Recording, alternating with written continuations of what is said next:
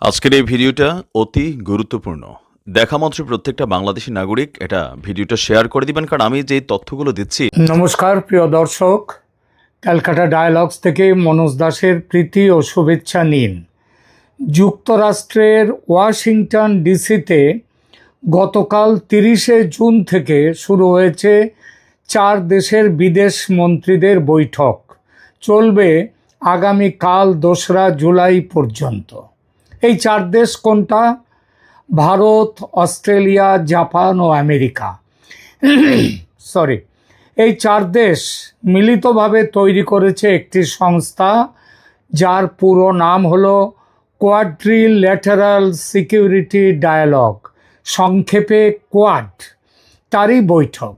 এর আগে ট্রাম্প ক্ষমতা গ্রহণের সময় জানুয়ারির 21 তারিখে বসেছিল এই বৈঠক। তারপর এই জানুয়ারি পর ফেব্রুয়ারি, মার্চ, এপ্রিল, মে, জুন, প্রায় 5 মাস পেরিয়ে যাওয়ার পর আবার বসছে এখন। এখন বসছে বিদেশ মন্ত্রীদের বৈঠক 4টি দেশের। এরপরে বসবে দেশের প্রধানদের বৈঠক, মানে আমেরিকার রাষ্ট্রপতি আসবেন, অস্ট্রেলিয়ার প্রধানমন্ত্রী আসবেন, জাপানের প্রধানমন্ত্রী আসবেন এবং ভারতের প্রধানমন্ত্রী থাকবেন। সেই বৈঠক বসবে ভারতে এই বছরের শেষে, সম্ভবত অক্টোবর নভেম্বর নাগাদ। বাংলাদেশ কোয়াডের অন্তর্ভুক্ত নয়। তাহলে কেন বাংলাদেশের নাম এই কোয়াডের বৈঠক প্রসঙ্গে কেন বাংলাদেশের নাম আনছি? তার কারণ হচ্ছে, কোয়াডের কাজ হলো ইন্দো প্যাসিফিক অঞ্চলের সুরক্ষা, নিরাপত্তা, শান্তি, সমৃদ্ধি এবং গণতান্ত্রিকতা রক্ষা করার। সেই রক্ষা করার নিশ্চিত করার জন্য কোয়াড তৈরি হয়েছিল এবং বাংলাদেশ এই অঞ্চলে পড়ে। সুতরাং বাংলাদেশের ব্যাপার নিয়ে আলোচনা হবেই। এই বাংলাদেশ এখন টালমাটাল অবস্থায়। ইউনূসের শাসনে জঙ্গিবাদ মাথাচাড়া দিয়ে উঠেছে। শেখ হাসিনা যে জঙ্গিদের জেলে ঢুকিয়ে দেশকে জঙ্গিবাদের হাত থেকে অনেকখানি মুক্ত করেছিলেন, ইউনূস সেই জঙ্গিদের গণহারে জেল থেকে মুক্ত করে দেশটাকে তাদের জন্য মুক্তাঞ্চল করে দিয়েছে। এবং এই মুক্তাঞ্চল করাটা যে শুধু বাংলাদেশের পক্ষে ক্ষতিকর তা নয়, এই উপমহাদেশ, বিশেষ করে ভারতের পক্ষে এই জঙ্গিদের মুক্তাঞ্চল হওয়াটা ভারতের পক্ষে অত্যন্ত বিপজ্জনক এবং এই উপমহাদেশের শান্তির পক্ষে অত্যন্ত ক্ষতিকারক। এই জঙ্গিরা ধর্মীয় সংখ্যালঘুদের ওপর যথেচ্ছ আক্রমণ শুরু করেছে বাংলাদেশে। সরকারি মদতে ভাঙা হচ্ছে হিন্দুর মন্দির, বিগ্রহ ভাঙচুর হচ্ছে, অবমাননা করা হচ্ছে বিগ্রহের। 2-3 দিন আগে ঢাকায় ভাঙা হয়েছে দুর্গা মন্দির। মন্দির ভাঙলেও কথা ছিল, কিন্তু মন্দির ভাঙার সাথে সাথে সেখানে মন্দিরের যে প্রতিমা ছিল সেই প্রতিমাও ভাঙচুর করে তার উপরে ভাঙচুর করা হয়েছে। এছাড়া হিন্দুর সম্পত্তি জবরদখল, হিন্দু চাকরিজীবীদের চাকরি খেয়ে নেওয়া, হিন্দু মহিলাদের ধর্ষণ বেপরোয়াভাবে চলছে। আইন আদালত অক্ষম, পুরোটাই চলছে সরকারের প্রকাশ্য এবং অপ্রকাশ্য মদতে। আর এসব খবর আর চেপে রাখা যাচ্ছে না। তা যতই মেইন স্ট্রিম মিডিয়াকে ভয় দেখিয়ে বা প্রলোভন দিয়ে চুপ করে রাখুক না কেন অন্তর্বর্তী সরকার, খবর বেরিয়ে আসছে এবং দাবানলের মতো ছড়িয়ে পড়ছে সারা পৃথিবী জুড়ে। ইউরোপীয় ইউনিয়নের দেশগুলো, ব্রিটেন, ইউনিয়নের বাকি দেশ সবাই, এমনকি যুক্তরাষ্ট্র পর্যন্ত ইউনূসের আমলে ধর্মীয় জঙ্গিবাদের বৃদ্ধি নিয়ে, ধর্মীয় সংখ্যালঘুদের উপর আক্রমণ নিয়ে যথেষ্ট ক্ষুব্ধ। ব্রিটেনের প্রধানমন্ত্রী ইউনূসের বিগত সফরে তার সঙ্গে দেখা করার জন্য আপ্রাণ চেষ্টা করলেও ব্রিটেনের প্রধানমন্ত্রী দেখা করেননি ইউনূসের সঙ্গে। ফরাসি প্রেসিডেন্ট তার সঙ্গে বৈঠকের প্রস্তাব প্রত্যাখ্যান করেছেন, মানে ইউনূসের সঙ্গে। আন্তর্জাতিক আদালতে মামলা শুরু হয়েছে ইউনূসের বিরুদ্ধে। এখানে গণতন্ত্র হত্যার মামলা, সংখ্যালঘুদের ওপর অত্যাচারের মামলা, পুলিশ হত্যা এবং অন্যান্য গণহত্যার মামলা। এসব বিষয় আপনার মনে প্রশ্ন আসতেই পারে, এসব বিষয় কেন কোয়াডের বৈঠকে আসবে? তার কারণ আগেই বলেছি কেন আসবে। তার কারণ বাংলাদেশ এই ইন্দো প্যাসিফিক যে অঞ্চল, এই অঞ্চলের একটা গুরুত্বপূর্ণ দেশ। এর আগে 21শে জানুয়ারি বলেছি যে কোয়াড বিদেশ মন্ত্রীদের বৈঠক, এবং সেই বৈঠকে কি আলোচনা ও সিদ্ধান্ত হয়েছিল সে ব্যাপারে যে সিদ্ধান্ত নেওয়া হয়েছিল সেদিকে নজর দিলে আপনারা বুঝতে পারবেন যে ব্যাপারটা কোন জায়গায় দাঁড়িয়েছে। সেই বৈঠকের পর ভারতের পররাষ্ট্র দপ্তর যে জয়েন্ট স্টেটমেন্ট দিয়েছিল, একবার আপনাদের সামনে সেটা দেখাচ্ছি, একবার দেখুন। আপনারা দেখুন, আমিও পড়ে যাচ্ছি। Joint statement by the Quad foreign ministers January 21, 2025।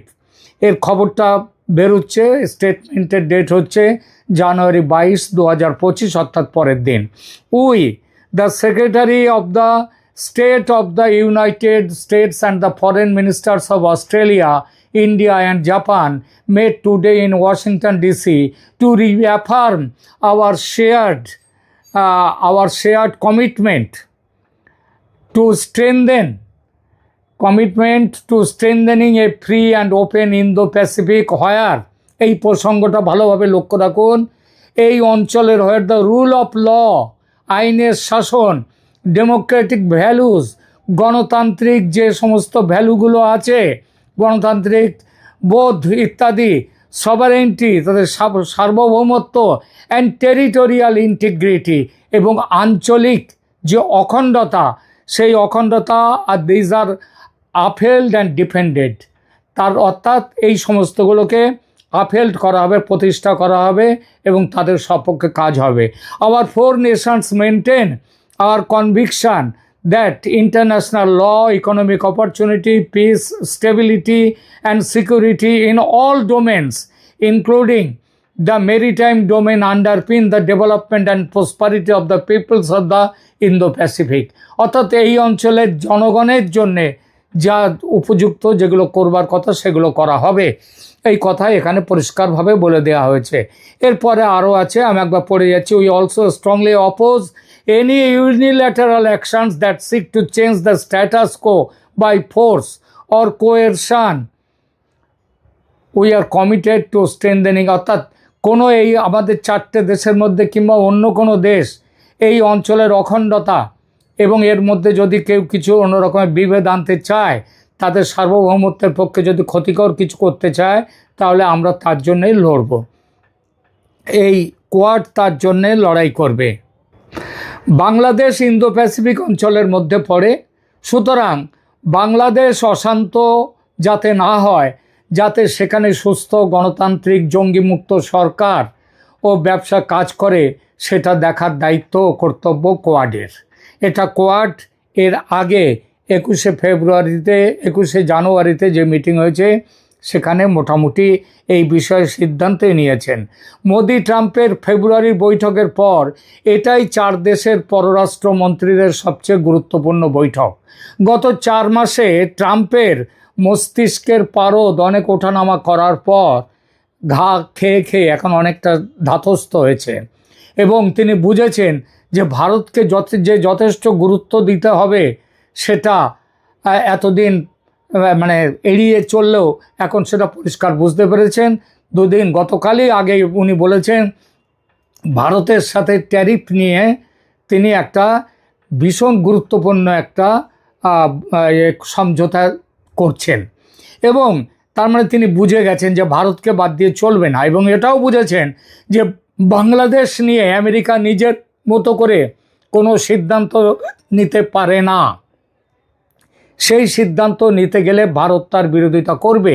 এই পরিস্থিতিতে তাহলে আমেরিকা ওই যে চেয়েছিল যে করবে, তাদের একটা ইকোনমিক করিডর, যে হিউম্যান করিডর দেওয়ার যে প্রস্তাব দিয়েছিল, সেই প্রস্তাব, তারপরে আরও যেসব প্রস্তাব, ওখানে ঘাঁটি বসাবার যে প্রস্তাব, এই প্রস্তাবগুলো চীনের প্রভাব দমন করার জন্যে বাংলাদেশে ঘাঁটি স্থাপন করাটা কতটা জরুরি সেটা আমেরিকা বোঝাবে, কিন্তু ভারতও সেখানে বোঝাবে যে এই ঘাঁটি তখনই হতে পারে যখন সে দেশের সার্বভৌমত্ব যাতে ক্ষুণ্ণ না হয়। এবং এই প্রস্তাবের ভারত বলতে পারে যে এখন যে ইউনূস সরকার আছে, সেই ইউনূস সরকার একটি অবৈধ সরকার, দখলদার সরকার, এবং এই দখলদার সরকার এত বড় ব্যাপারে কোনো সিদ্ধান্ত নিতে পারে না। সুতরাং ইউনূস, আর এখানে দেখুন, এবং তার জন্য ভারত কি বলবে? ভারত বলবে যে এখন এই কথা নয়, ইউনূস সরকার এই সিদ্ধান্ত নিতে পারবে না, আমেরিকা আপাতত চুপচাপ থাকুক, তারপরে দেখা যাবে যে এই বিষয়ে কি সিদ্ধান্ত নেয় সেখানকার গণতান্ত্রিকভাবে নির্বাচিত একটি বৈধ সরকার আসার পর। ইউনূস এখানে আরেকটি বড় ভুল করেছেন, চীনের সঙ্গে দহরম মহরম করে। কথা মনে রাখতে হবে যে কোয়াড তৈরি হয়েছে চীনের প্রাধান্য খর্ব করার জন্য। সুতরাং ইউনূসের ওই চীন ঘনিষ্ঠতা, বিশেষ করে পাকিস্তানের সঙ্গে মিলে জোট তৈরির যে চেষ্টা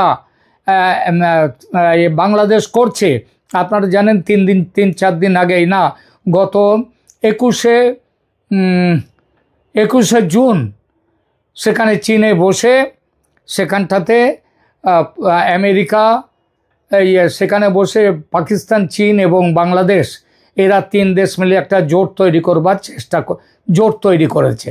এবং সেই জোটের মুখ্য উদ্দেশ্য হলো এই অঞ্চলে যাতে কোয়াডকে বাইপাস করে কোয়াডের সাথে লড়াই করবার জন্য একটা জায়গা যাতে খুঁজে পায়। সুতরাং বাংলাদেশের ইউনূস সরকার বর্তমানে যে ওই একদিকে চীন আর একদিকে আমেরিকা, দু হাতে দুধও খাবো তামাকও খাবো, দুদিকেই রয়েছে, এই জিনিসটা আর চলবে না। সুতরাং জয়শঙ্কর, ভারতের পররাষ্ট্রমন্ত্রী জয়শঙ্কর, তিনি বাংলাদেশের সমস্ত ডকুমেন্টেশন নিয়ে তিনি চলে গেছেন ওয়াশিংটন ডিসিতে। এবং সেখানে গতকাল থেকে শুরু হয়েছে 30শে জুন, 1 জুলাই, 2 জুলাই 3 দিনের বৈঠক। বহু বিষয় আলোচনা হবে এবং এই আলোচনার মধ্যে অবশ্যই থাকবে বাংলাদেশ। সারা পৃথিবী জুড়ে এখন বাংলাদেশের ওপরে চাপ আসছে, সেটা হচ্ছে যে অবিলম্বে এই বছরের মধ্যেই যাতে free, fair and inclusive election হয়। ফ্রি ফেয়ার ইলেকশন কতটা কি হবে সেটা দেখবার জন্যে আন্তর্জাতিক পর্যবেক্ষকরাও এবার আসবেন। আর ইনক্লুসিভ ইলেকশন মানে আওয়ামী লীগকে নিয়ে নির্বাচন করতে হবে, এই দাবি ইতিমধ্যে পশ্চিমের দেশগুলো দিয়েছে, বলেছে। এমনকি আমেরিকা যুক্তরাষ্ট্র পর্যন্ত গত কয়েকদিন আগে খলিলুর রহমান গিয়ে যে সেখানকার আমেরিকা যুক্তরাষ্ট্রের সহ পররাষ্ট্র সচিব, তার সাথে যে মিটিং করেছেন, সেখানে পরিষ্কারভাবে বলে দেওয়া হয়েছে যে ভারতের যে বাংলাদেশে ওই আওয়ামী লীগকে নির্বাচনে পাঠিয়ে নিষিদ্ধ করে তাদেরকে ভোটে অংশগ্রহণ করতে না দেওয়া, এটা আমেরিকা মানবে না। আমেরিকা চায় free, fair and inclusive election. আপাতত এই মুহূর্তে আপনারা সকালে দেখতেও পাচ্ছেন যে বান্দরবান, ওই চট্টগ্রাম এলাকায় আমেরিকার ঘাঁটি তৈরির ব্যাপারটা, সমস্ত আমেরিকান সৈন্য সেখান থেকে চলে গেছে তা বলবো না, এখনও রয়েছে, কিন্তু তাদের চেষ্টাটা আপাতত থমকে আছে। এবং থমকে আছে ওই চট্টগ্রাম বন্দর ইত্যাদি নিয়েও আজকাল কথা শুনছেন না। সমস্ত ব্যাপার নিয়ে কথা এবার সামনের দিকে আসবে। এটা মনে রাখতে হবে, আমেরিকা তার যা খুশিতে তাই আর করতে পারবে না। ক্ষমতায় দ্বিতীয়বার বসার পর আমেরিকার প্রেসিডেন্ট ডোনাল্ড ট্রাম্পের মাথায় হয়েছিল, এটা এসে গিয়েছিল মাথায় একটা কি বলবো, একটা বড় কিলবিল করছিল যে তিনি পৃথিবীর সবথেকে শক্তিধর দেশ। সেই শক্তিধর দেশের শক্তি যে এখন অনেকটাই কন্ট্রোলড, এটা তিনি বুঝতে পারেননি। যত দিন যাচ্ছে তত বুঝতে পারছেন, তত পিছিয়ে আসছেন। সুতরাং বাংলাদেশ নিয়ে বৈঠক ওয়াশিংটন ডিসিতে কোয়াডের 4 দেশের পররাষ্ট্রমন্ত্রীদের মধ্যে হচ্ছেই। দক্ষিণ আমাদের সাউথ ব্লকের খবর, এখানে আলোচনা হচ্ছে। এবং হয়তো এখান থেকে এই ঘোষণায় এমনটাও হতে পারে যে কবের মধ্যে ইলেকশন করতে হবে বাংলাদেশে এবং আওয়ামী লীগকে নিয়ে ইলেকশন করতে হবে, সেই ব্যাপারেও একটা নির্দিষ্ট নির্দেশও বলতে পারেন, কিংবা বলতে পারেন তাদের প্রস্তাব, সেই প্রস্তাবটা এসে যাবে। আমরা আপাতত তার দিকেই অপেক্ষা করে বসে আছি, এই কোয়াডের বৈঠকে কি হলো না হলো। আপাতত এখানেই রাখছি, ভালো থাকবেন, ধন্যবাদ।